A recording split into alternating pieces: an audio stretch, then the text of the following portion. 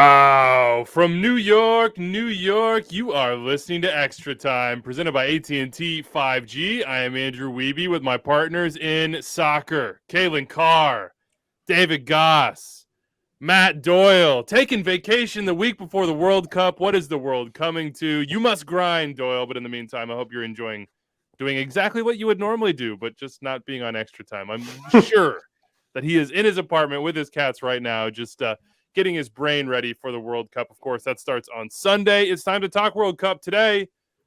From the AT&T 5G virtual studios, we are going through every single storyline, narrative, player, everything you can think of, coaches as well. There's 4 of them with MLS connections from the perspective of Major League Soccer. But first, guys, are you ready?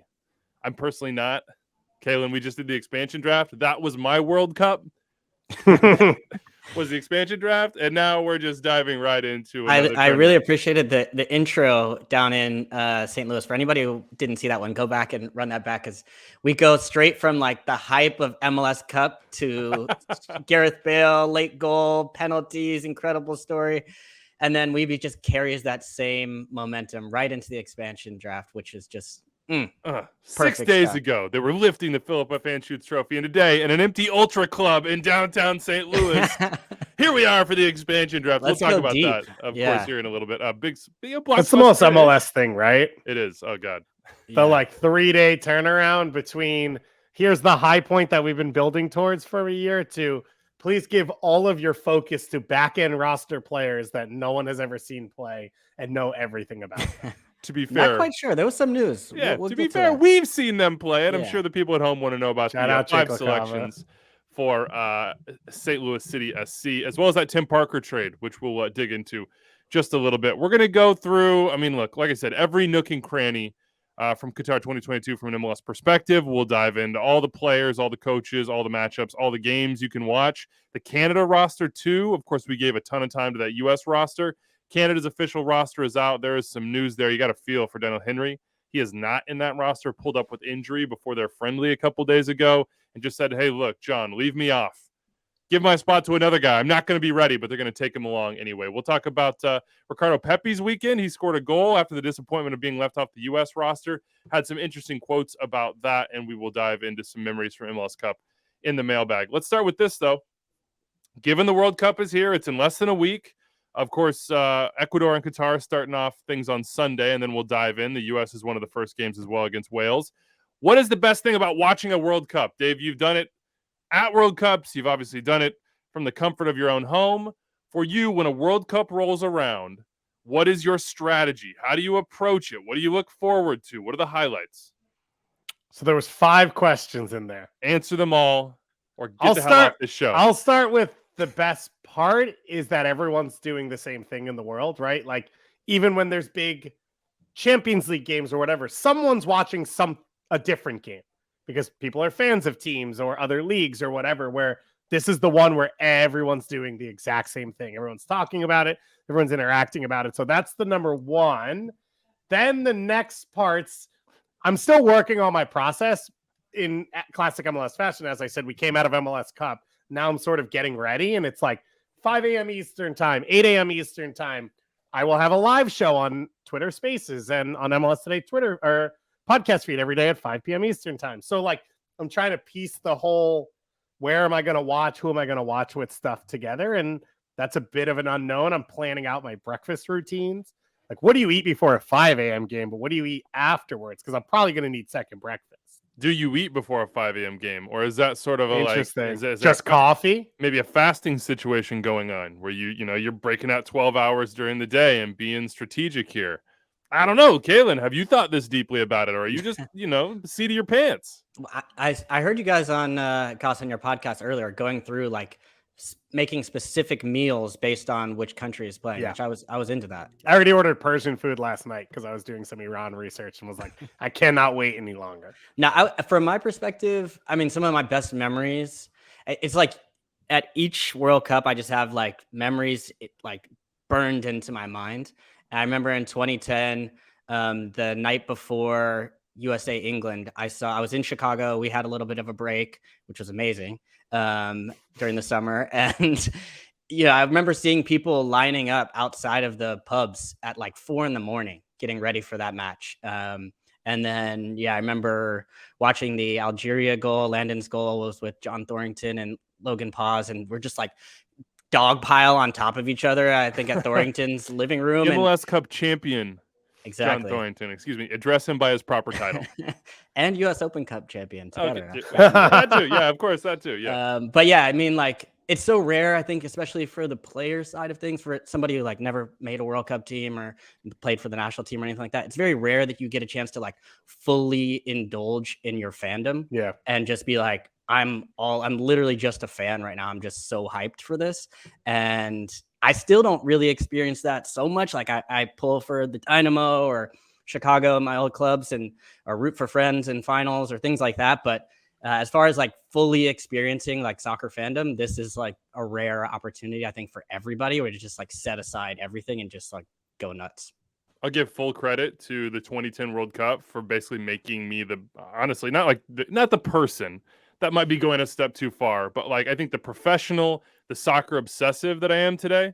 I really wasn't into soccer on any level outside of playing it until I was in like 8th grade. And you had like a cursory understanding. And I remember 1994 sitting in my grandparents' basement, like in front of the TV with the antennas and watching Baggio and going and getting the Baggio indoor shoes and wearing them to school, and everybody being like, wait, what are those? Where did you get those? And I was so into the fact that they were the Roberto Baggios, but that was like very young. But 2010, did you go with the Baggio braids? Didn't have that. Yeah, didn't have the rat tail was big at that time though. I mean, obviously he wasn't the only one rocking that, but I can tell you, Wichita, Kansas, kids liked the rat tail. It was in for. That's a different vibe. Different vibe. Yeah, you got it. I didn't have that. I didn't have that in the locker. Not gonna lie to you. But 2010, I was a freshman year of college, or just after freshman year. I think I had a job in the afternoon, so my mornings were free. And I just remember sitting around with my friends and watching every single game and being like, oh my God, A, this is awesome. B, who are these guys? And then I just went down the rabbit hole. And it started with Michael Essien, and I needed to know how he got to, the World Cup, what clubs he had played for. You go through like all the different ladders of clubs and careers, and you start to learn about cultures by league and by national team. And, we're obsessives here. We're all sickos. That's why you listen to this show. Like it threw me into that obsession. So much so that I remember that Halloween at KU, I was Zidane in a bald cap for Halloween. My buddy was Materazzi. We went around with some adult beverages, some brown liquor special, and just headbutted throughout the city of Lawrence, Kansas. But that entire summer was based on the World Cup for me. And, I hope that this winter, which sounds funny, might be that for some other people. Now, look, it is funny. There are some issues. It's not just the winter. There are some human rights violations that I would encourage you to go read up on ahead of this. One thing I did see, the U.S. team, I think at their training center, put up their like a rainbow version of their crest or whatever, which I thought was cool as sort of a statement towards some of the anti-LGBTQ policies from Qatar around the World Cup. So I thought that was cool. It's interesting to see like more and more federations or teams or players speaking out on that. So I was like, I was wondering what the US team was going to do, or if they were going to do something. And I thought that was like a cool way to start. Yeah, Berhalter said they were going to. So we'll see what is to come. A lot of ways to express yourself when you're on the world stage. So any formative memory for you, Dave? It's like the one.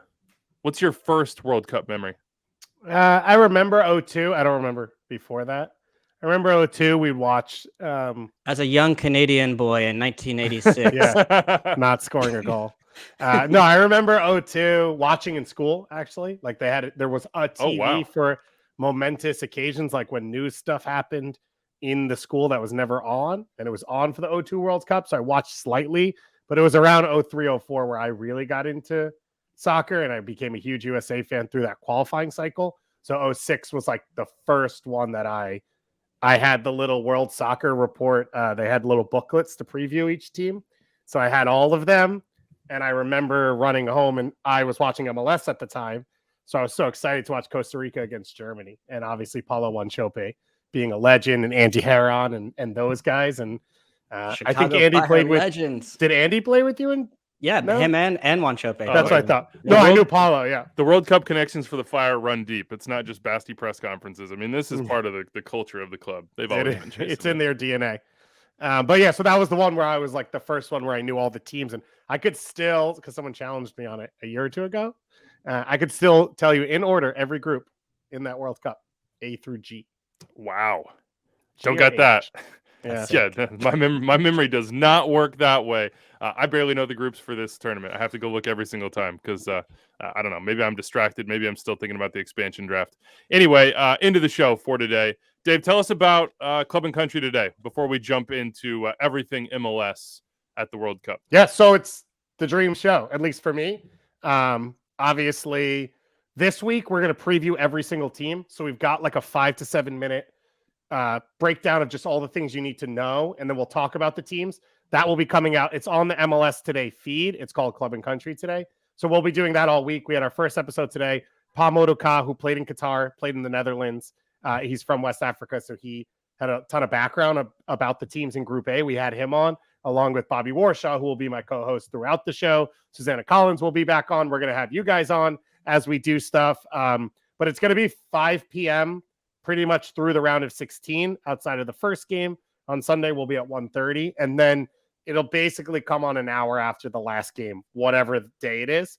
Every day there are games. So we're going to react to everything we've seen that day and then help you preview the next day. So as I said, 5 a.m. Eastern time is the first game of the day, runs through 4 p.m. Eastern time. So it's going to be a lot because there are 4 games per day rather than 3 normally throughout a lot of this. So we're there for you. Anything you miss, but also just like, I don't know, the way I experience these things is like, I always want to be in them. And when they end, the game ends, we're all watching the game when you're home or you're going from a place to the next place. I still want to be in it. So this is going to be your spot to do that. We're going to take questions, comments, tweet at us. Maybe we'll pull some people in to chat with us as well. And it's just going to be a place to live in the World Cup for an hour longer every day. On those 4 game days, you're gonna have to find like power naps. I don't think so. It's the World Cup. You don't think so? You think you can just grind straight through it? Here's the thing. Are you an early bird? Like, is 5 a.m. intimidating for you, or is it an easy? So 5 a.m. is not intimidating because it's such an absurd time that now it becomes like my sleep schedule is a mess and it doesn't matter for the month. Where it's like if it's 6:45, then it's like I should functionally be waking up. Sense. I don't have kids, so this doesn't matter for me. Okay. So I'll just go to sleep at weird times and wake up, or I won't sleep. Okay. But the thing about World Cups is you got the juice, right? Like, I feel like we're all thinking about this, but then Ecuador, Qatar is going to hit, and it's going to be like, I don't want to do anything else but watch these games. And that's going to bring, not to offend, because I love MLS, but this is different than watching 12 MLS games at 7 p.m. on a Saturday night. Like, fair. This is the biggest energy game in the world every single time it happens. Fair. You just got to tap back into that MLS is back mentality every morning, Exactly. See, and I was. But that was like 8 a.m. That was paternity leave for me, so it was a different grind at that time. I'll be on it for this one. I'm excited. We're gonna get the boys in. We're gonna have them watch. I was explaining on the car ride to school this morning, like what the World Cup is, what it's about. I was like, do they have gear? Games? They don't. That's a good call. They don't have gear. I probably need to go hook them up. Need to hook them up.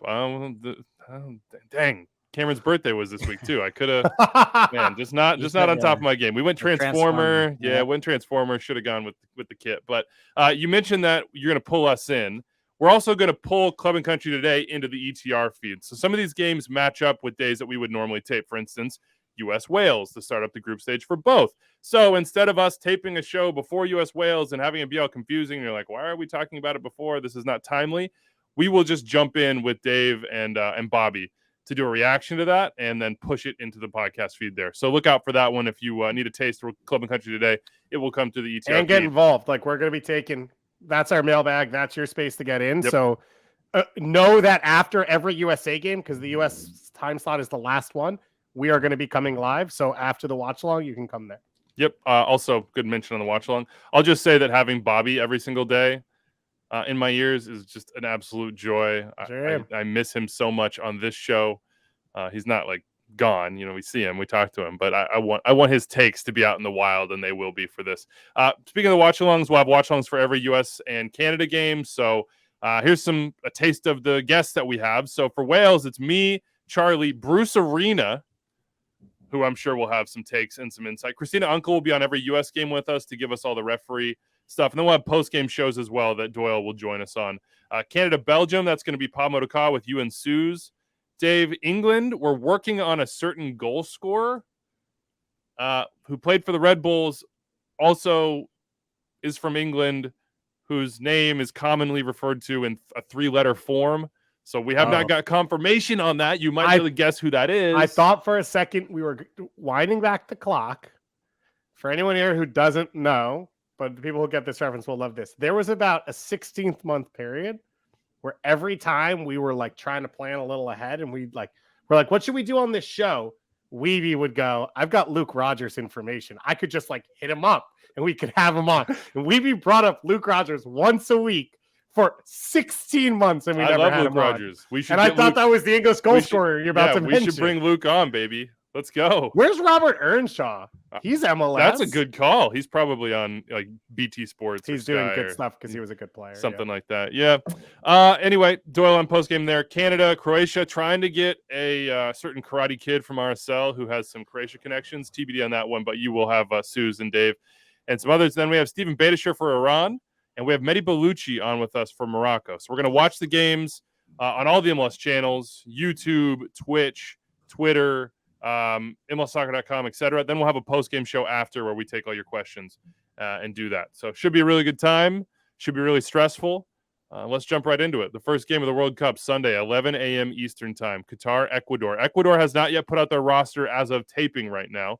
We're waiting for that one. We expect maybe somewhere between 3 and 5 MLS Ecuadorians to be there. I think Sifu, Diego Palacios, those are good bets. Xavier Arriaga is another good bet. Jegson Mendez, I would think would be. I'm expecting it to be 4. And then, of course, you have Carlos Guerreiro, Michael Estrada, and then Alan Franco as well on that team. Now, you may not recognize which Alan Franco is the one that played 10 games for Charlotte on loan. So it's a tenuous link, but we have a big-time MLS connection there. That'll be the first game, and then we'll get right into it. There are 36 players in MLS who are going for the World Cup, assuming the 4 from Ecuador. That is the most all-time by far. It is 15 more than the previous high water mark of 2014 in Brazil when there were 21 players from 6 countries. 36 players from 11 countries out of MLS, Kalen, going to this World Cup. What does that say to you? Well, it's also the range of countries that it's coming from, because I think in the past it was pretty heavily loaded in CONCACAF. Yeah. And you would say it was U.S., Mexico, and then there'd be years where Costa Rica would be the 5 Honduras, or 6 guys. Honduras, Panama, yeah. Shout out to Boniak, the legend. So I think generally we've seen that, but now when you look kind of more across the range of countries and the different confederations that are represented, you're starting to see a little bit. It's pretty diverse, right? And I mean, I think even in the past we had a couple sprinkled in from New Zealand. We still have Deganek from Australia. But yeah, I mean, some big names, Gareth Bale, Shaqiri, of course. Swiderski is going to be, could be a breakout star. We'll go through a bunch of different ones. Cameroon, we just have a lot more. And we've gotten to experience that in the past as far as other big tournaments like AFCON or others where you're starting to see MLS making a bigger impact. But I think to do it at the World Cup is always different, and I think the one big piece that I would add to it also is Canada, right? I mean, that's the big difference in this region that is totally different. And if you look at the way that the league has grown over the years and the huge influence that these Canadian clubs have had in, really lifting the league in a way. And then also you look down to the lower level or to the younger ages as far as the talent, the development, the structure, the infrastructure that's come out of that. Now they're going to get their chance at the World Cup. And I remember sitting with Jonathan Osorio and he was like, I don't want to wait till 26. We don't want to wait. And I was like, oh, that's a nice thing to say at the time. I was like, that's cool. I respect that. And from knowing him, it made sense because that's just, the type of guy he is. But then I was like, oh no, these guys they really meant that. They proved that throughout, finishing top of CONCACAF. So I think, even when you look within the region, there's been some really big changes, not just outside of the region and looking more at a global perspective. So, yeah, I think that's the big shift for me. How are you going to watch it as somebody who cares about MLS, Dave? Because you kind of joked about, like 12 games on a 7 p.m.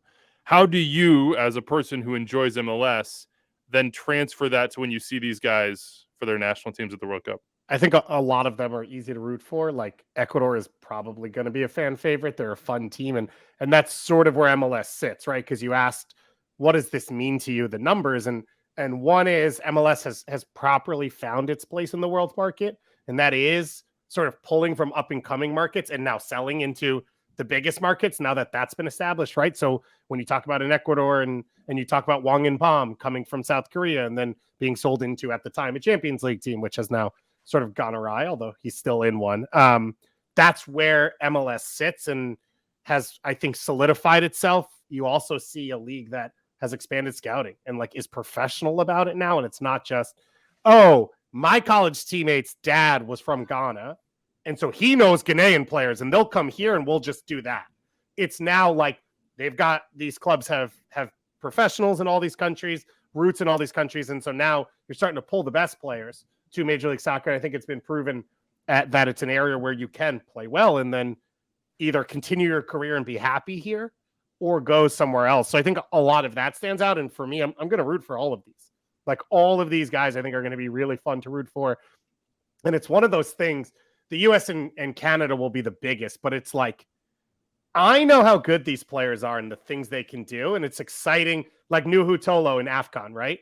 I've known Nuhu for years, and it's fun to see the thing you believe in happen for everyone else on the biggest stage. And he shut down Salah in AFCON semifinals. Cameroon was the host in front of a sold-out crowd, and he became this like global star for his 12 to 18 hours, whatever it is. And it's like watching Cifuentes do that, watching Swiderski do that, watching, all these other guys sort of do that in these big games. If Facundo Torres comes off the bench for Uruguay, like these are things I see week in and week out. And there are very things that I believe in from these players. And so to watch it play out at that level is just going to be super exciting. I like it's a mix. We talk about where these players come from, and you see Ecuador, and those are in large part young players.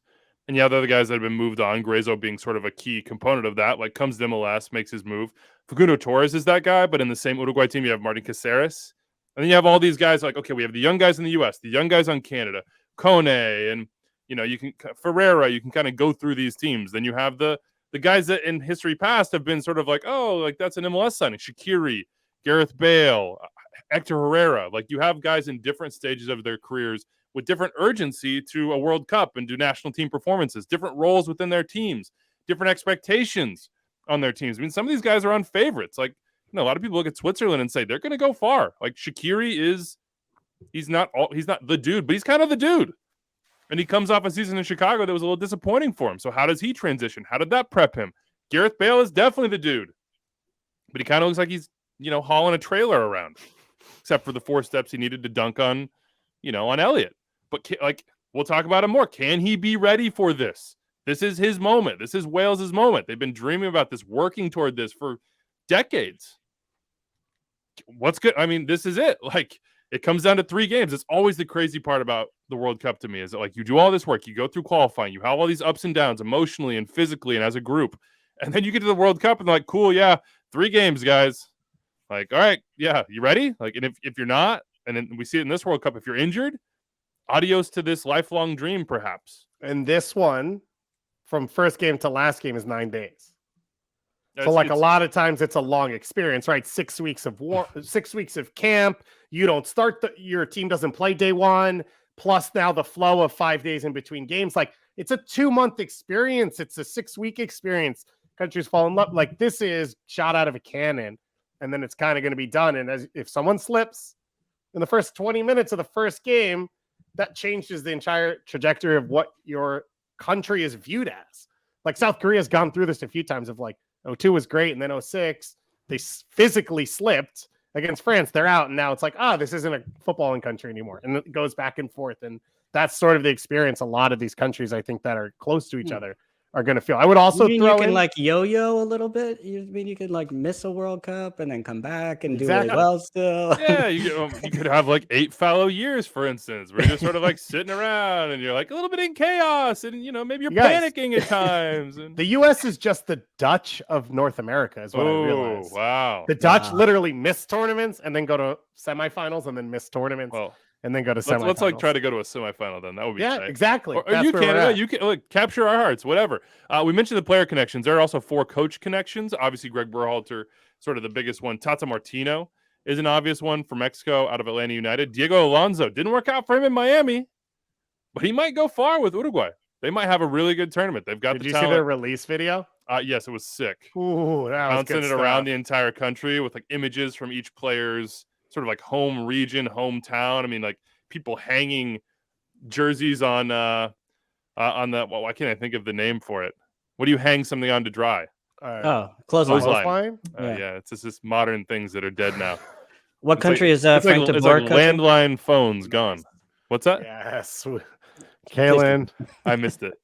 Darn it. And then the 4th is Carlos Queiroz for Iran, who of course way back in the day had his moment in the tri-state area, maybe in Dave's memory banks there. But here are the Metro Stars. Yeah, here are the teams that have players. So Ecuador, again, we're saying it's Arriaga, Cifuentes, Palacios, Mendez. We could be wrong about some of those. Costa Rica, Margarita, Oviedo, and then Daniel Chacon.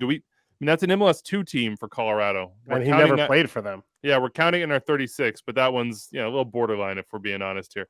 Martin Caceres, Facundo Torres for Uruguay. No Diego Rossi. Kalen, trying to figure out who Daniel Chacon is. I don't honestly know who Daniel Chacon is either. Cameroon, Nuhu Tolo, Olivia Mbaizo, so some outside backs there for Cameroon. Poland, Swiderski. Przemysław Frankowski is also on that team, by the way. Switzerland. Buxa missed out with an injury. Who is? Adam Buxa would have been on the team. He's getting foot surgery right now. Sold high. Wales, Gareth Bale. Degenek for Australia, and Hector Herrera for Mexico. So, all right, who are you rooting for the most, Dave? Who's the guy that you just want to see them shine? Well, I can't say everyone, right? That's my role. I'll so clean it up. I got as close as I could. I'm saying Jose Cifuentes, but I'm saying the Ecuador guys in general. But Cifuentes, as I talked about in the beginning, like he's one of those guys where I've seen how he can affect a game, right? He covers a ton of ground. He's skillful. He reads the game well coming out of central midfield. He's athletic. He can finish. He can create. And there's space in this Ecuador team potentially as a starter for him to do all the things he does well. And he's a guy who can shine. He's a guy who I think other people will look at and say, oh, like that guy's been in MLS for 2.5, 3 years and has developed into this. That's impressive. And he's just fun to watch. Like he's fun to be around. He's fun to watch. He's just one of those players that he exudes just happiness and confidence and all those things. So he's the big one. And then obviously I would be excited if any of the other guys on Ecuador were able to be a factor. There's a chance Arriaga might start based off injuries right now, which would be huge for him and would be awesome. And Seba Mendez is obviously my favorite player in Major League Soccer. So any Seba Mendez that I get, I'm going Jackson. Netherlands, Senegal, Qatar for Ecuador, and they play in the opening game of the World Cup against Qatar on Sunday, 11 a.m. Eastern time. Who are you rooting for, Kalen? Actually, Goss's comment earlier on going back to AFCON and seeing Nuhu go up against Mo Salah got me thinking. And that first match is against Brazil for Cameroon. So it'd be, pick your poison. What, Neymar, Vinicius, Jr., Gabriel Jesus, Rafinha, I think Richarlison. There's about 10 different strikers for Brazil that could do it, which is my pick to win it all. I know you didn't ask, but I feel like he continues to, like, the bigger the moment, he seems to find a way. So, I'm going to say I'm looking to Nuhu opening day, Cameroon. How do you think we got that little taste in AFCON? How does the cult legend establish himself on the world stage? Like, what do you want to see? You got to turn Neymar into a defender. You got to turn him the other way. See if he's willing to work both ways, But does he have a Kellen Rowe like player to help feed him in this team? Big question mark. Big question mark. It's a tough task, but I'm going two players I'm rooting for different reasons. I'm rooting for Gareth Bale, but after the U.S. game. But after the U.S. Like I said, it looked like he was. I was like, you're caught up. The season is over. I know. We got to move forward. I know. Looked like he couldn't move against Philly. Like he was just in literally for that one moment where it's like, well, if Palacios gets the end line, and speaking of 2 World Cup players who won MLS Cup, that's tight. If Palacios gets the end line and chips it up, okay, he can take 2 or 3 steps and dunk. And you made the good point, Dave, that I witnessed him sprint to the corner in celebration. But I'm hoping he's just not quite there for that game against the U.S. And they're like, yeah, well, we'll just hold him back for that one. And England and Iran, that's who he'll dominate. That's who he'll have his big moments against. So Gareth Bale, ineffective against the U.S., big U.S. dub, that puts the pressure on Wales. They got to win. They got to get results. And then he just balls out. Just absolutely incredible against Iran and England. And then Karol Swiderski just to drop Mexico. And also to break the heart of producer Anders, who has been betting against Karol Swiderski in every fashion possible since he signed into the league, basically. Just saying, I don't think this guy has it. Not there for every time he has a good game. He's like, not for me. Not for me. Yeah, not real betting, says Anders. Just in the group chat, just saying you guys were wrong about Also, Swiderski. to be clear, Anders already lost that. Yeah. Like the guys on the Poland World Cup roster, I'm pretty sure St. Louis has mentioned him multiple. 5 goals in World Cup qualifying, and I think he had 2 goals in Nations League recently, and they were both winners. Decent. Yeah, and Charlotte almost made the playoffs, and St. Louis has mentioned him as like the key signing a million times to emulate, and Anders lost that one. Yeah, Swiderski could be like the big star to be sold out of MLS off this World Cup. Like I think Sifu's one of the other guys that you look at and say, yeah, look. Sifu has a big tournament with his age profile, with the way LAFC looks at things. This might be it for him, and he might go to a top 5 club or like big 5 league club. But Swiderski's another one where if he scores some goals in this tournament, and he does it next to Lewandowski, and they move on to the knockout rounds, and I mean his profile is going to rise quickly, and Charlotte might be like, dang, we only got a year out of this guy. We shall see. Even if he gets an assist, I mean, even if he just plays provider, yeah. Plays a part alongside him. You could see that happening. Which is the interesting. I guess we'll talk more about him. Yeah, we can. You can jump in, dive in. So the interesting thing, obviously, for both Poland and Charlotte was he became a bit of a 10. For Charlotte, he was like full on the last 2 months of the year. He played as a 10. That was when Charlotte played at their best. That happened simultaneous with him doing that for Poland. And with Poland, he plays more of like a 10. But when Lewandowski drops deep, he goes high, and that's when he scored the goals.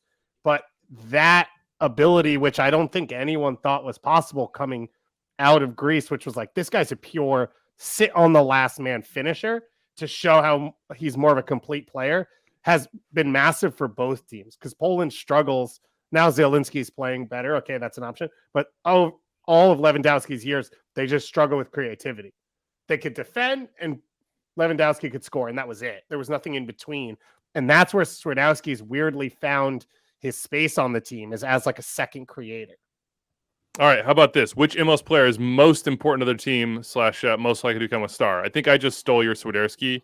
Most likely to become a star. I just gave my whole reasoning, so we're done. Yeah, bingo. Move on to the next one. I'm going to throw. How about we go U.S. and Canada on this one, Kaylin? You want to take Canada? Or you want to take U.S.? I'll go with Canada. All right, who you got? Who's got the star turn coming their way?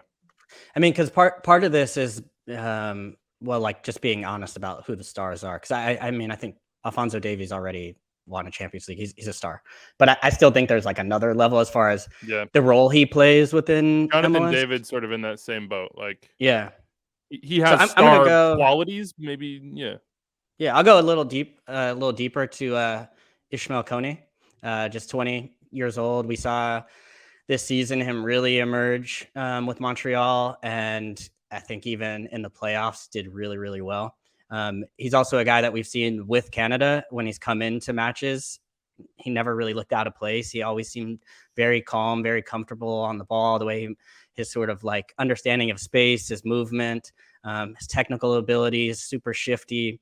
And I think for just his age being 20 and really only having, like, if you're looking at the amount of professional experience he has, he's just beginning to scratch the surface of where he's going to go.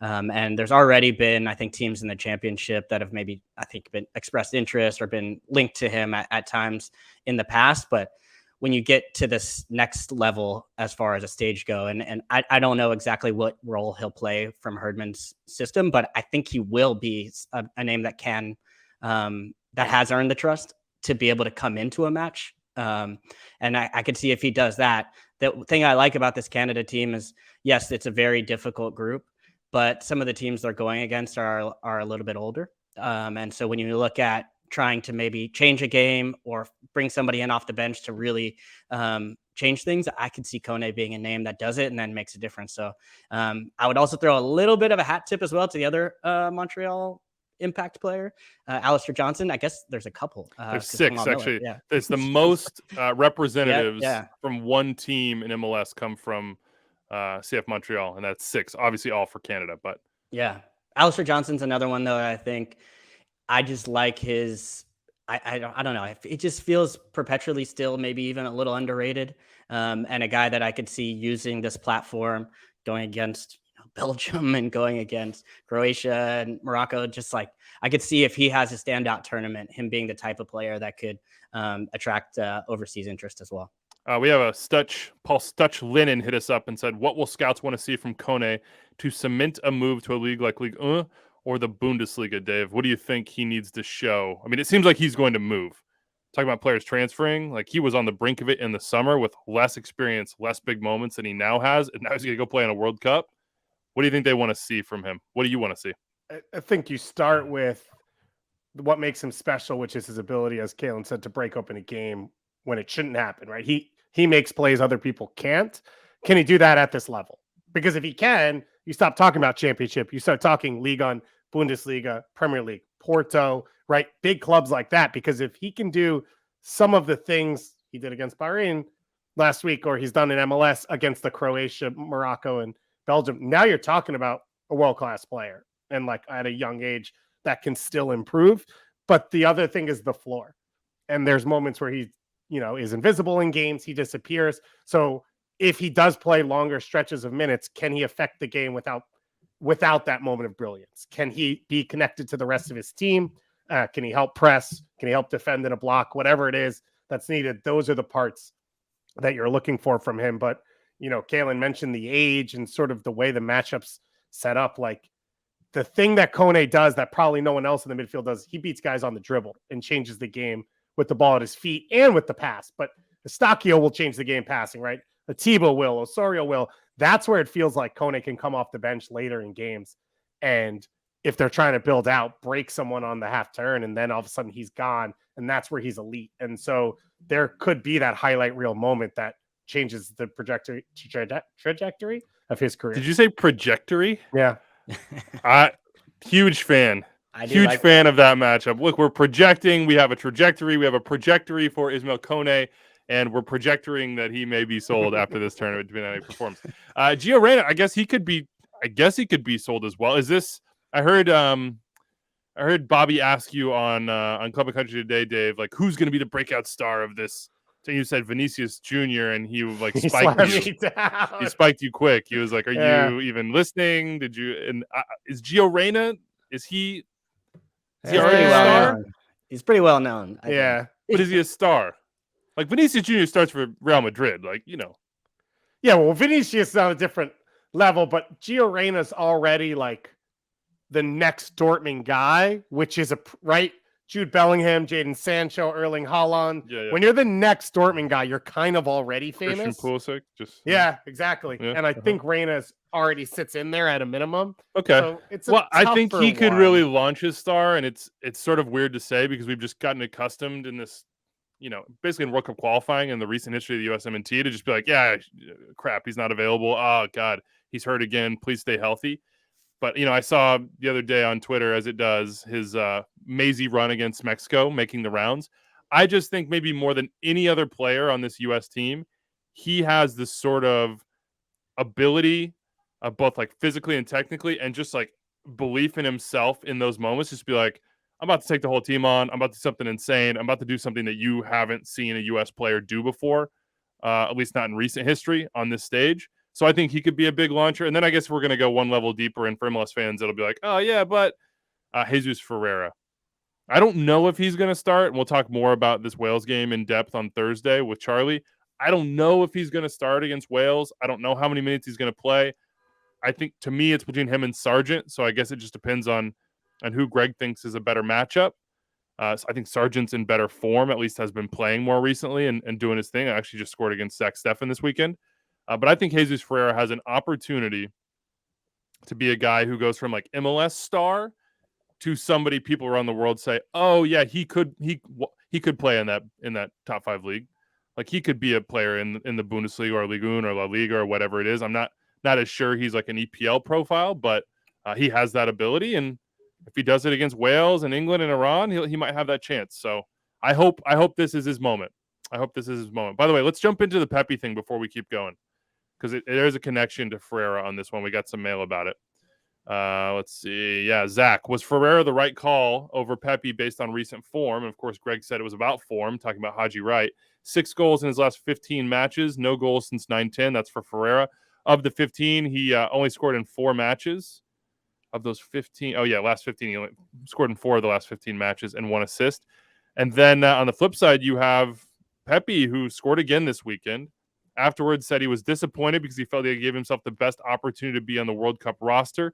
Quote, I felt like I had a chance, but it's also not disappointing at the same time because, like I said, I did my thing. I went out there, I played many minutes, I scored my goals with Groningen. So I'm really happy with that situation. At the end of the day, it's a coach's decision I can't control. After Greg told me that I wasn't in the selection, I just had to listen to what he said, and I didn't really ask any questions. I felt like once he told me, I wanted to flip the page as soon as possible and focus on the game now.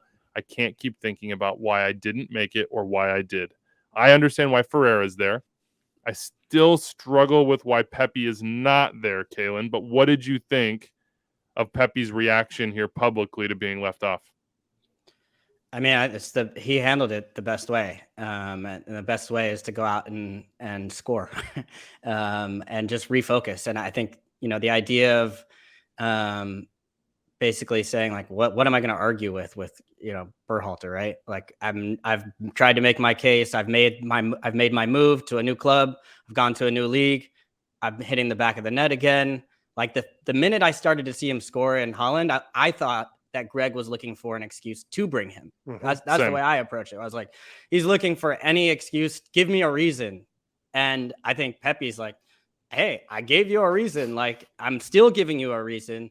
But if I'm not in, what am I going to do? Like, I'm not going to argue with you. I don't have anything to say, which I think is totally fair. I think it's the right thing to do just in general, but I think also the right thing for him just as far as like trying to move forward. And I think from a striker's perspective, the best thing you can do to like, just is continue to do your thing and like focus on your club. And I think his hopes are he's got to look longer term. I feel the same way in a sense where I didn't understand the Zach Steffen move at all. Just kind of strange to me. I feel really good. I feel better about the goalkeeper situation than I do about the number 9 position, which does color the way I feel about the Pepi omission. And I do think it is an omission. But from Pepi's perspective, I think he's handling it the right way and doing everything he can. The reaction from Pepi is why you spend $20 million on him. Like he's 19, right? How many players that are older handle this worse? Like the comments are exactly what you want to hear. I was upset. I'm moving on. Then he goes out and plays the way he has. So I think you don't worry. As a fan or someone who wants him to do well, like you don't worry about him. He's going to be fine. He's already shown that in the first week, coming back and scoring. He's also reacted to Augsburg. Like he went and sat on the bench and was miserable and all that happened. And then he went to Groningen and now has crushed it. So he's shown he can play in Europe. He's shown what he can do at the national team level already, scoring goals, but he's not a complete player yet. And we talked about this a few weeks ago when we talked about the roster. It wasn't 3 forwards. It's 3 different profiles of player. The one he was in was the pure finisher profile. And I can understand from Greg Berhalter's point of view that if you're asking for the guy who can I ask, is there a pure finisher in this? Like, is Haji Wright, quote unquote, the pure finisher? Because that's the spot. Yeah. Okay. And so he picked the one who scored the most goals over the last I don't know. Even just looking at the goal Pepi scored over the weekend, that the movement in the box where we just need somebody to kind of occupy that space to get, when the ball gets wide to our wingers and they're able to get in behind, being able to find that one-touch finish in the box. That's been something that we've been missing. So, more than anything, I was like, oh man, like maybe he's just kind of keeping quiet in case something changes last minute. I don't expect that to happen at all. But also, Kalen, it's something we've been missing. He's been in the team. Yeah. Right. And like, that's sort of the issue is no one has earned it with the U.S. men's national team. So you're purely basing off of club translating. And I'll be honest, the roster came out. I wasn't on that show. I'm sure you guys said this. There's not a ton of coherent logic from player to player. No. There's no like, this was the thing I cared about. But you can group or form or experience. You can break down each one of those if you want. Yeah. Right? But some of it just comes down to preference. You just who you want to pick. Yeah. And I think a lot of these are also back end of the roster. So your hope is in a way that they won't play or they don't need to, whatever it is. I do think that Ferreira was established. Sargent established himself because he's multifaceted and he's played as well as anyone. And the third spot was Pifak, Pepi, and Haji Wright. And he picked a guy who's scoring goals for his club. And he just picked one. It just feels like. Yeah, I'm still shocked because Haji's only got 3 games with the senior team. Yeah. Pepi was there for all of qualifying, basically. He made the switch. He made the decision. He scored big goals. Yeah, I mean, I guess for its form, I think Haji's quote-unquote a bigger body than Pepi is, who's still more of sort of like I'm going to find that open space and finish myself or get in a channel. And yeah, I don't know. Props to Pepi. He'll be 23 in 2026. So that's 5 more World Cups. The other crazy thing about this. It's like, man, that has to hurt. That's got to be terrible. The flip side is his career truly is just launching. Like it's in the very beginning phases. We kind of get accustomed to him being around because we're in MLS. We're following him from the academy level. We're going up. Like this guy's been around forever. But realistically, at the pro level, he has not. And he's got a lot of runway in front of him. So props to Pepi for coming out and scoring. Well done there. We got a little bit sidetracked. That's okay. Right back to it. How about this? Which MLS export is going to have the biggest impact on the World Cup? I called it exports in the rundown. I don't think export is the right word. Guy who has played in MLS before now doesn't, but we have a soft spot in our heart for him. Just say former MLS player. That's a better way of saying it. Thank you. Appreciate that. All right. Who's your guy then, Dave? I think I'm going to take the obvious one off the top and say Alphonso Davies. He's the biggest success story in MLS history. He's the biggest success story in MLS Academy history.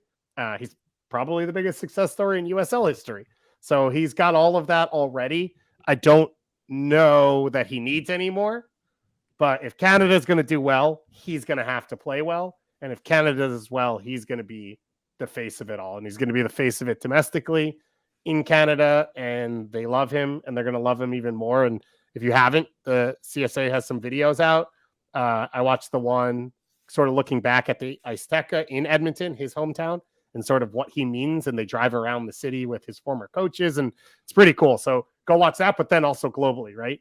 He's a Bayern Munich superstar. That's one of those 8 or 9 clubs that has fans in every corner of the world. And if he does it on the World Cup level, it'll take him to another stratosphere. So the expectations are there for him, but when you watch him, it doesn't seem to bother him.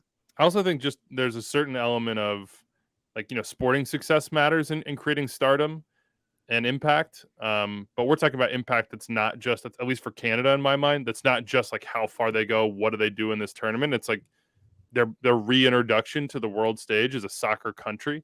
And so he obviously has the soccer bona fides, but I also think as a personality, he's one of those guys that can kind of take the world and inspire something both in his story and just like the energy he puts off. Totally. I think that whole team, honestly, is in that boat as well. So I can't wait to see how Canada navigate this. Belgium off the jump. Ooh, we'll talk about the roster that Herdman put out in just a second.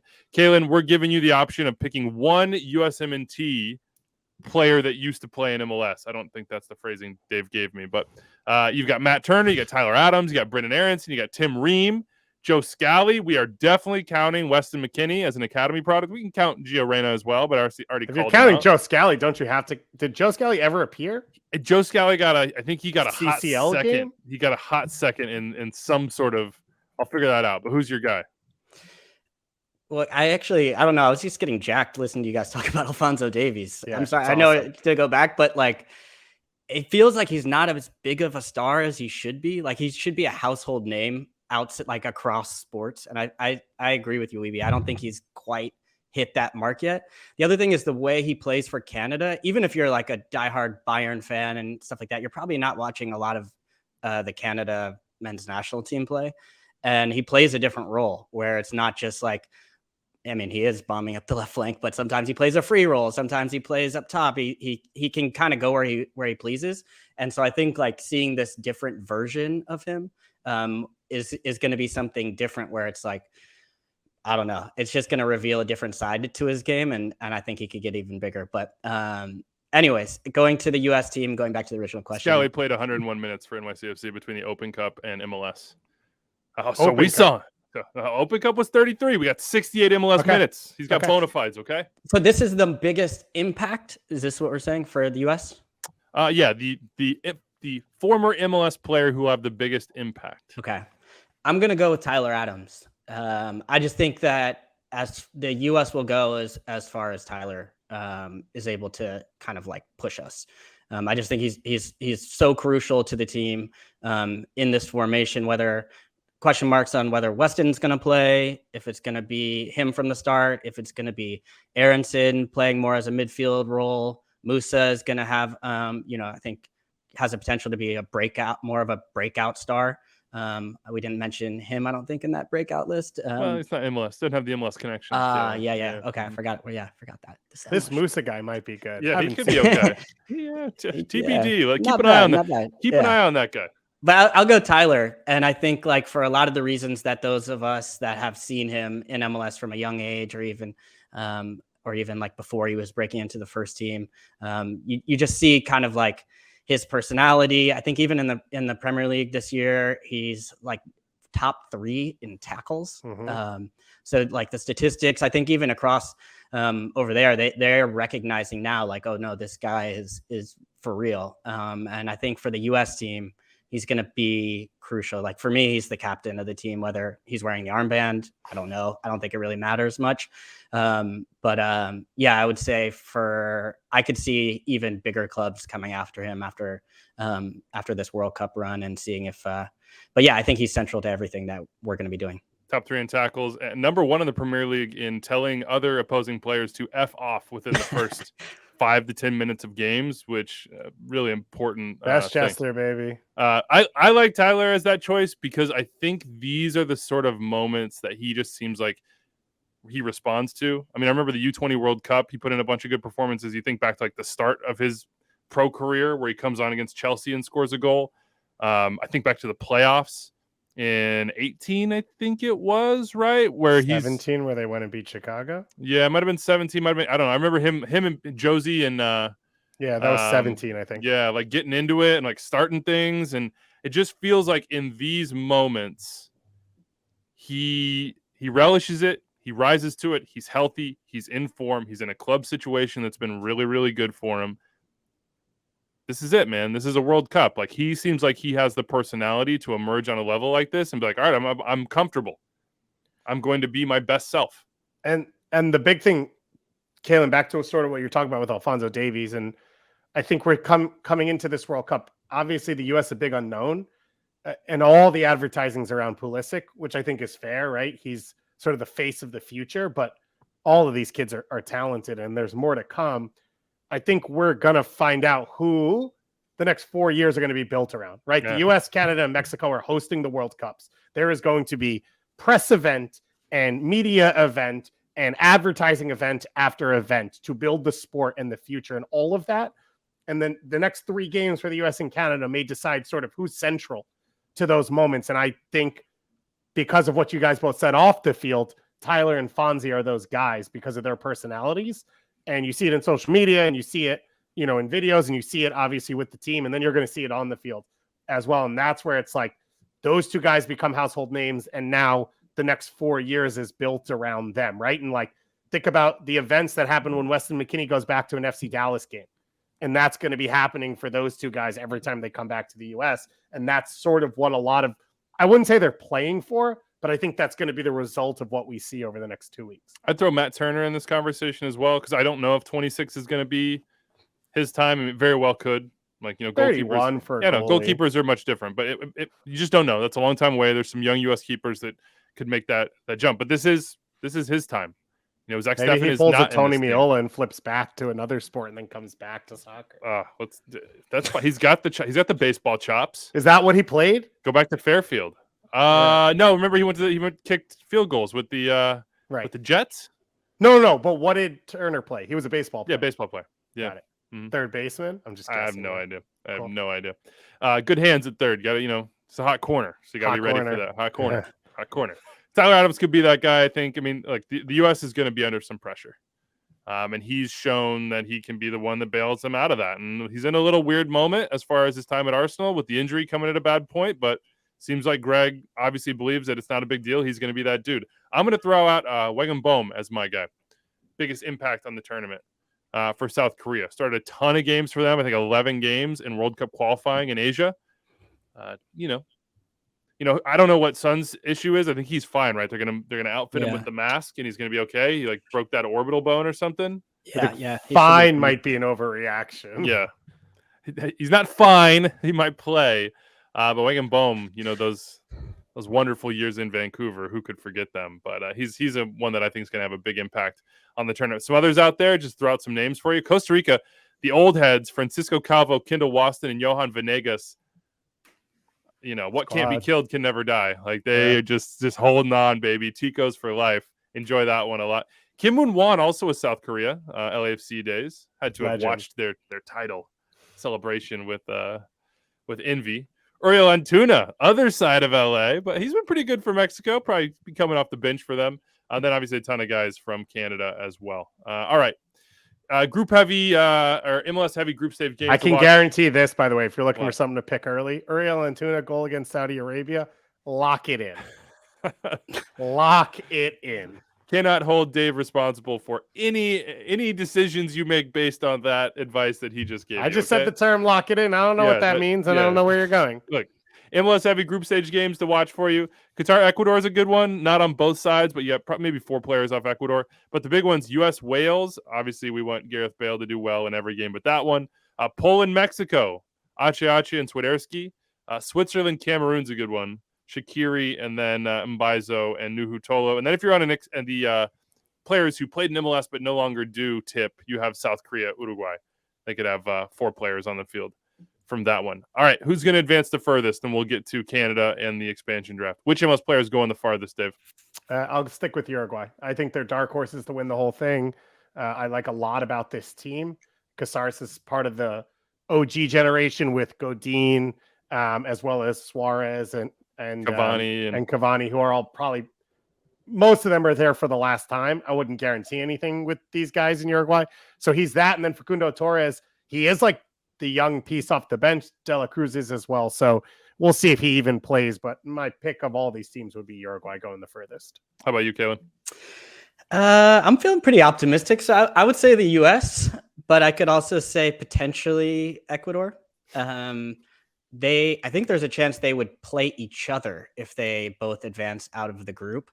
So I could see, I feel like, round of 16 to the quarterfinals is kind of where, if I go through the entire list, feels kind of where the line should be set. And I could see, I'm going to pick the US as the best chance to get that far. Although you do make a compelling point with Uruguay, although they do have a tough group. But I think, if they get going, they could go all to the semifinal or, even beyond. So, but I'm feeling optimistic. So I'm going to go the US. I'm going to go Switzerland. It is going to be difficult for them. I think they're obviously the team 2 in their group with the expectations. Brazil, obviously team 1, and Serbia and Cameroon, not easy, although I think Cameroon not in their best moment.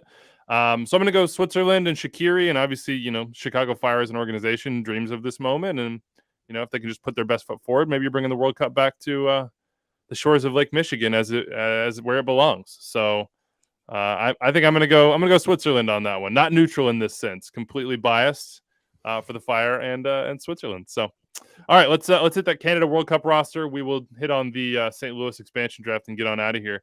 Tell us what happened as it pertains to John Herdman's decisions. What matters, Dave? He puts together his 26, and for a lot of people at this point, not a ton of surprises. And Josh Cloak was on this show, talked to us about John Herdman. If you read his book, which I highly recommend, he cares about loyalty in the group. And so this thing's been built for 4+ years now. And they're outside of like an Ismail Kone. There haven't been a ton of pieces who have forced their way in. And the final roster comes out, and it was the last 2 or 3 spots that were up for debate, and they were really only up for debate because of injury. So you get Maxime Crépeau, who of course broke his leg in MLS Cup. That takes him out of the World Cup, and then Canada's gone over and brought all of their MLS players who were out of season to UAE to play a friendly against Bahrain.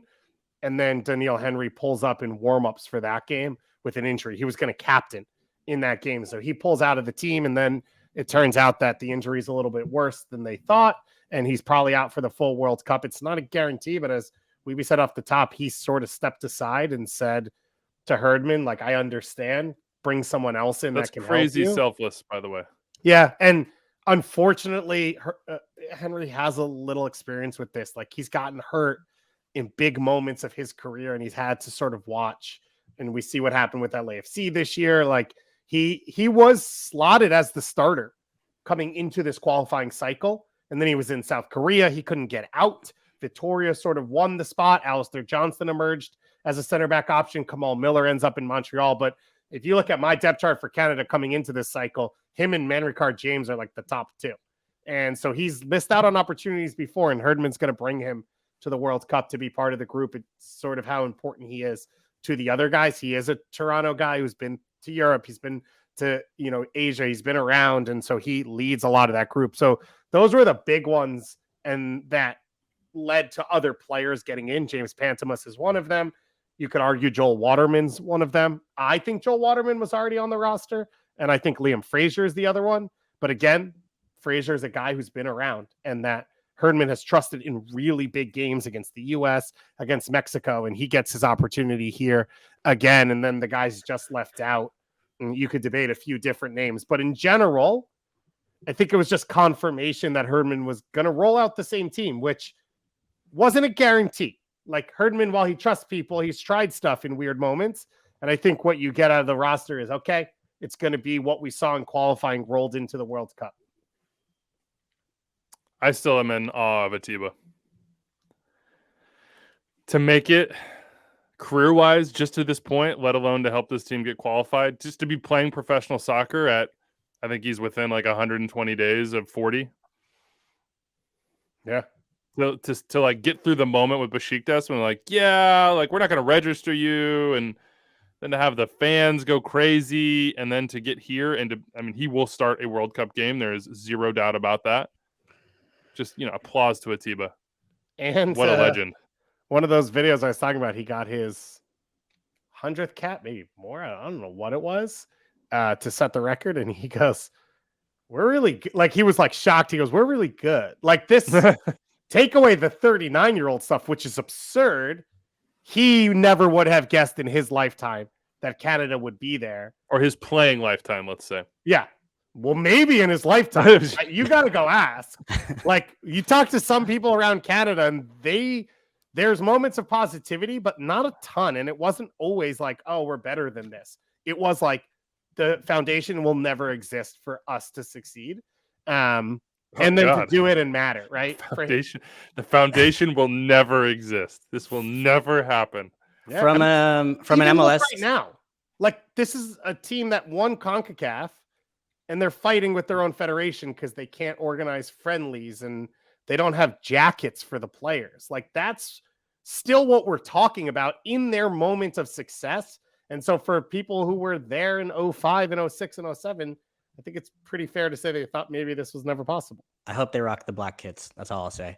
From the MLS perspective, I was not sure if Cavallini was going to make it. That was one name that he seemed to drop out of Foreman out of the team as far as his importance, as we had seen over time. Ugbo and just the wealth of options from Laren and David and Fonzie and these guys up top. And then the other name was Raheem Edwards. He was I thought one of the better more productive attacking outside back options in MLS this season. So had been in good form, seemed like maybe just a little bit late to get in. And then when you look at Adekube and I think Larea will probably be the backup, I'm guessing. He could play on that left-hand side. They also have, Alfonso Davies, who does play there. In the world. And, yeah, I mean, so they had some options, especially guys that can get forward from that position. So, I was, disappointed for him to miss out because he'd put together, I think, a solid case to make a run at it. We'll do more on Canada on Thursday, but tell us what you saw against Bahrain, Dave, and then we'll move it to the expansion draft and get on out of here. May have been better to just have not played that game than to have played it at all. Field was awful. Guys getting hurt. Kamal Miller pulls up. We know the Henry injury. There wasn't a ton to take from it, but to Kalen's point, Cavallini did get the start. He did get the goal, and I think it was sort of solidifying some players where they stand in the group. It feels like Liam Frazier maybe won himself a spot, and Ismail Kone continued to grow. And I don't think you want to start Ismail Kone in a World Cup game. And I think with Osorio showing how healthy he is, you don't have to. But he showed he could play at that level and sort of carry this team in moments. So that's most of what you saw. You got Waterman, a game of international experience that he didn't have coming into it. That feels like most of what it is. Now, Canada still plays Japan in a friendly because they're on the back end of the groups. So being Group F, they have more time till the World Cup. So they organize a friendly against Japan that'll happen, I believe, on Thursday in the UAE. So that's another big opportunity. That's probably going to be closer to that first team. And Japan, I think, is a special team that could do some damage in this World Cup. So that's going to be a really big test. All right, let's talk St. Louis expansion draft. Of course, the World Cup starting on Sunday. Club and Country today. Watch-alongs on all the MLS channels. It's going to be an awesome, awesome month of soccer. St. Louis FC went to St. Louis. Kalen and I did. Got to hang out at City Park. Got to go around the city. Took me out to dinner. He took me to dinner, man. Yeah, did he take you to the Loop? No, we didn't. No. I don't even know what that is. That's all I know about St. Louis. I thought Chicago had a Loop, but I didn't know St. Louis had one. We went to Indo, had a wonderful dinner. A nice little. I don't have to bore you with our, No, thanks to everybody on Twitter though that gave us some recs. That was clutch. Solid. That was huge. Asked a lot of Uber drivers, very sneakily, oh, so what do you know about? Is there a soccer team coming? Or drive by the stadium? Oh, what's that? What do you think about that? Hashtag reporting. Yeah, positive reviews on that end. And some people that were like, yeah, no idea. Seems cool. But the stadium, before we get to the picks, Kalen, we can just wax poetic there. Awesome. Yeah. Awesome. The best part for me is that it's below street level. So when you walk into the stadium, when I was a kid, I'd go to a Royals game or whatever it is. And I'd walk to the top and I would want to walk out and have that view looking down onto the field and have the full stadium. Every time you walk into the stadium, every single person is going to get that view. And it's really, really, really cool. I love the roofs. Yeah. They don't look anything like the other soccer specific stadium roofs that we have in Major League Soccer. It's almost the cutouts too. Yeah, the cutouts in the corner, but it's almost just it's like big rectangles on pylons essentially, but it gives it a very sort of geometric feel as a stadium. And there's not a bad seat in the house. Obviously, everything is jammed in. Everything is right on top of you.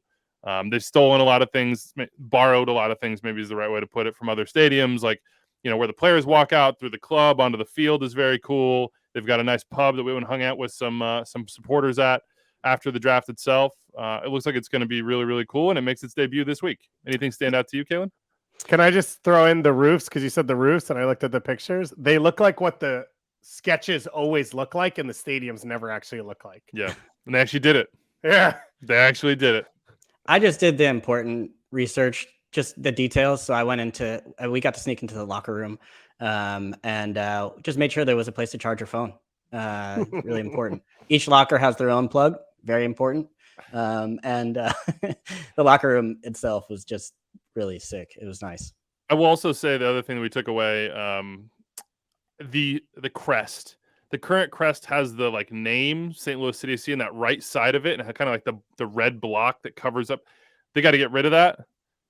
as someone who's not a design expert, but as someone who saw the secondary crest, that's very we'd call it clean maybe in the vernacular. Where's but the that's secondary removed. crest at? I swear we were the guy who designed it was there, and I swear we like put on some like clean some clear rimmed glasses for a second and started like waxing poetic on the design aesthetic choices that the club like, should. what you really need to do is this. And they're like, yeah, thank you, get the hell out of here. Like, kick this guy out of the stadium right now. It's sick though. It's up all over. It kind of feels like maybe they'll move that way at some point. But here are the expansion draft picks. Had a great time doing that. It's always one of my favorite shows because I'm a sicko. Lutz Pfannenstiel was there with us. He's a sporting director. Nicholas Gioacchini was the first pick. That was a really good pick, I thought. I mean, when we saw the list, he was the one that jumped off as upside, like young, 8 caps for the U.S., 3 goals, a guy with experience at a couple different levels, including a full season in Ligue 1. He didn't get goals in Ligue 1, but he played about 28 games there. So big one for them. Orlando City had just signed him in the summer, so they snatch him up. India Vasilev, who has been on loan from Aston Villa at Inter Miami the last 2 years, was their second pick. Miami did not pick up his option. They didn't actually have a purchase option on him, I understand. So they're going to have to go to Aston Villa or St. Louis and figure out how to get him. I think they got to agree a deal, whether it's on loan or a buy. John Bell was the third pick from New England, center back for depth, 25-year-old. Good choice there. John Nelson, a left back from Cincinnati who started 14 games last year. And then Jake LaCava was the 5th pick from the Red Bulls. He was immediately traded to Inter Miami for $150K in GAM and maybe a future $100K in GAM. He also has chaos tattooed on the front of his neck on his Adam's apple, which is sick. And I would trust him to be a future goal scorer strictly on that. And then Tim Parker, trade from Houston. I mean, if you're looking for MLS After Dark, you want to look down the bench and sub in a guy with chaos tattooed on him. Yeah, we need you, man. Bring what's on your neck, all right? And then St. Louis traded for Tim Parker. So Tim Parker had 2 more years on his deal with Houston, 23 and 24. He has one of the highest salaries in the league for a center back. Houston got $500K in GAM spread over 2 years, $250 each year. Now, the flip side of that is Houston's going to cover $450 of the cap hit in both years. So, essentially, they're still on the hook for $400K in cap hit. But St. Louis gets a guy who knows Bradley Carnell's system intimately, knows Bradley Carnell, understands the high press. They think he's going to be in a better position than he was in Houston. And they're going to get him at the salary number that Parker has been at. We've already given our thoughts, Dave, on the show. What'd you think of the expansion draft for St. Louis City? I think in general, it followed the lines that we all talked about on this show, right? A week ago, which was don't waste international spots. Don't pick guys where you have to figure out their contract after. Vasilev, I think, is fine because that's different. Like, you're not talking about Pozuelo, right? This is a whole different range of like, he wants to be here. He wants to play. He probably wants to be a part of that team, that system. So I think all the picks made sense. And then Tim Parker, you got to take a victory lap every once in a while. I'm pretty sure on this show 2 years ago, I said Tim Parker or Aaron Long, but most likely Tim Parker would play for St. Louis City SC, and I was right. So that feels pretty good. And I clearly there's a line of thinking there that works. His contract came at a weird moment in MLS when all of a sudden a bunch of money became available for domestic players, and Red Bulls probably overpaid on him, and then they were able to get out of it to Houston. He has more value. Houston traded for him and signed him to this extension. Right. Pat Onstad was not the one who signed that extension. No, that was the previous regime. Yeah, and between Parker and Teenage Hadibi, Houston had a crazy amount of cap space locked up in 2 center backs that were not being elite. But he has attributes that help St. Louis more than they help Houston. So that's where part of the disconnect, I think, was he was elite at Red Bulls because Aaron Long played out of the back and they pressed. And he's really good at doing those things. Houston wasn't really asking him to do those things, and that's where the contract never made sense. Now St. Louis will ask him to do those things again, and you're going to do it on a team with not a ton of MLS experience, where he's going to bring that to the table as well. And he sort of looks like Tim Ream, which is a St. Louis legend. So you have that going for you. Win-win. Joachim Nielsen is the other center back, so that's the guy. He's got like caps for Sweden and played a ton in the Bundesliga for Bielefeld. So you figure that's probably going to be a good partnership if they can get Tim Parker back to like 2018 Tim Parker as opposed to the last couple of years. I'll just say one of the things we've seen in MLS is it's not a zero-sum game where someone's good on one team and they're going to be good anywhere, and then a team trades them and they're bad, right? Like, this has been a reality over the last few years, is there are guys who fit better in other teams, and then there's value on both sides because Houston opens up a spot to get the type of center back that fits their system. But I actually, as poorly as I think he's played for Houston over the last few years, I do like the move for St. Louis. I really like the move for St. Louis. I also would congratulate Houston, because there was not another team in the league that were going to go out and take this contract on. So they got fortunate that the expansion team this year was a team that wants to high press, a team that hired a coach that worked with Tim Parker at his very, very best.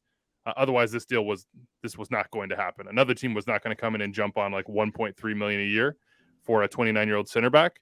So that was fortunate. I congratulate Houston on that. They have more cap space now. They've got to use that cap space in a good way. They've talked about, Pat Onstott's talked about going and getting U22 players.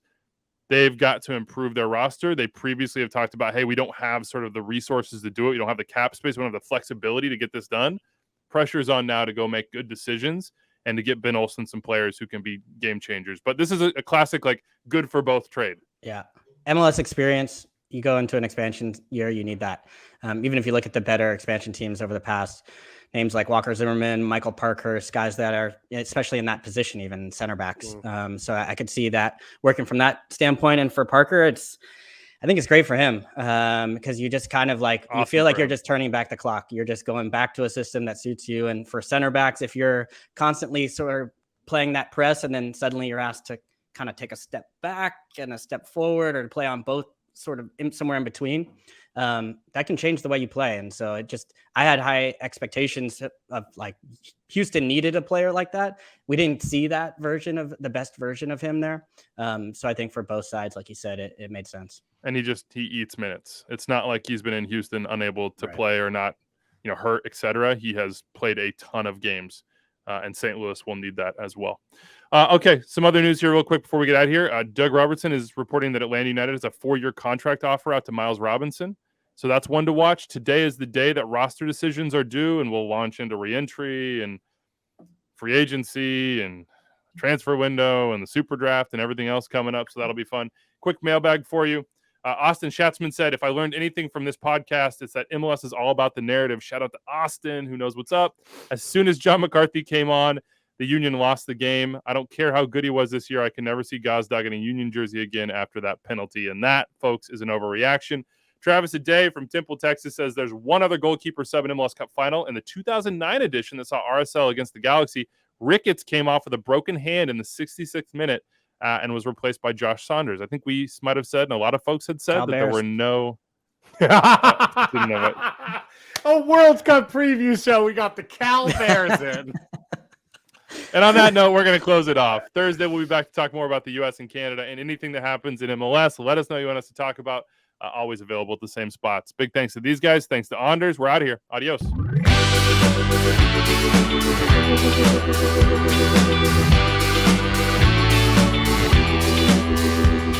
Congratulations, you made it through more than an hour of extra time. That means you love the show, and if you love the show, you probably want more episodes. Click right here for more episodes of Extra Time, and here to subscribe to the MLS YouTube channel. Thanks for following along.